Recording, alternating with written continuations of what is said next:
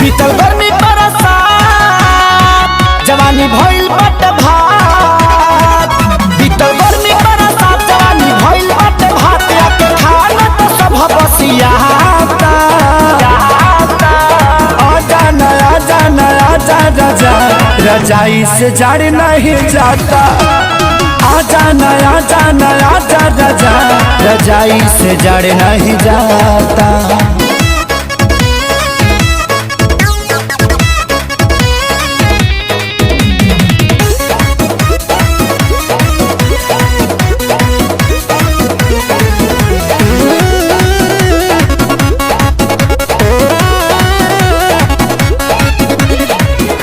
जाता न ठंडा के तनो खाता नियंदा।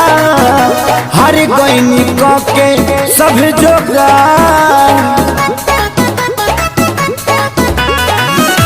खोजत दहिया हमार तोहरे सहारा।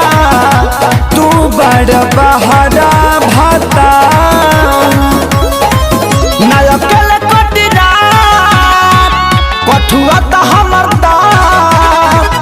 नायकल कटिरा ते कठुआ तवे दात बिना तहरा नया ता सनाता। आजा नया जा नया जा रजा रजाई से जड़ नहीं जाता। आजा नया जा नया जा रजा रजाई से जड़ नहीं जाता।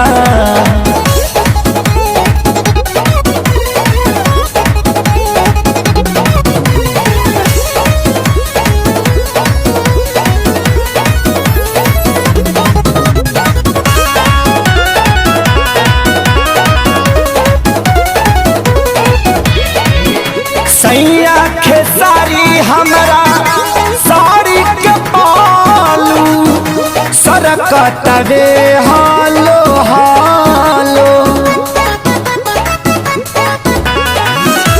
अभी जइबा टिकोड़ा भेटाई बाद में ई झड़ जाई पालो। देउरू सोनू आशीष बड़ी बड़ा तवे खीस। नील कमल आशीष बड़ा तवे खीस। याद राज के न रहना सुहाता।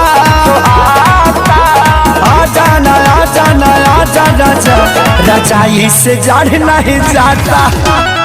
आजा नया जा नया जा रजा रजाई से जड़ नहीं जाता।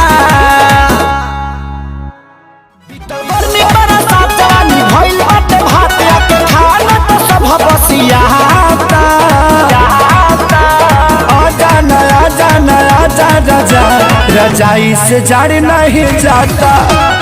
आजा नया जा नया जा रजा रजाई से जड़ नहीं